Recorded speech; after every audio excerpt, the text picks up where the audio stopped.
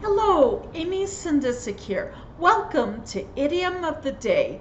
Today's idiom is to cook up. To cook up is to come up with or devise a plan or scheme to do something dishonest. Let me give you some examples of how it's used. The company cooked up a scheme that misled shareholders into investing heavily when the company was failing. The real estate developer cooked up a plan to get investors to put up capital to develop land in an area with many environmental concerns.